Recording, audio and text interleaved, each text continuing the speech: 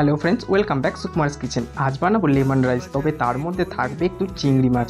তো চিংড়ি দিয়ে লেমন রাইস বানিয়ে নেওয়া যাক। প্রথমে এখানে সাদা তেল নিয়ে তার মধ্যে সরিষা, কারি পাতা আর দুটো চেরা কাঁচা লঙ্কা দিয়ে তার মধ্যে দিয়ে দিয়েছি রসুন আর সামান্য একটুখানি আদার কুচি দিয়ে একটু ভাজা ভাজা করে নেওয়ার পর তার মধ্যে দিয়ে দিয়েছি হাফ টেবিল স্পুন মতো চিলি ফ্লেক্স দিয়ে একটু ভাজা ভাজা করে নিচ্ছি। তার মধ্যে দিয়ে দিয়েছি ভেজে রাখা 4 থেকে 5টা চিংড়ি মাছ, তার মধ্যে লবণ, হলুদের গুঁড়ো আর দিয়ে দিয়েছি কিন্তু এখানে একটু গোলমরিচের গুঁড়ো। তারপর সামান্য একটু জল দিয়ে চিংড়ি মাছটা বেশ ভালো করে একটু কষিয়ে নিতে হবে। তারপর এখানে 70% মতো কুক হয়ে থাকা রাইস, আমি এখানে লং রেঞ্জ রাইস নিয়েছি, সেই রাইসটা 70% কুক হয়েছিল। তো সেটাকে এবার ভালো করে মশলার সাথে মাছের সাথে মিশিয়ে নিয়ে তার মধ্যে হাফ বাটি পরিমাণ জল, হাফ বাটিরও কম দিয়েছি। তারপর তার মধ্যে স্বাদ মতো লবণ আর দিয়ে দিয়েছি লেবুর রস, বেশ অনেকটা, মোটামুটি একটা গোটা লেবু দিয়ে ভালো করে মিশিয়ে নিচ্ছি। তবেই কিন্তু এর মধ্যে সেই লেবুর ঘ্রাণ আর চিংড়ির টেস্ট দুটোই আসবে।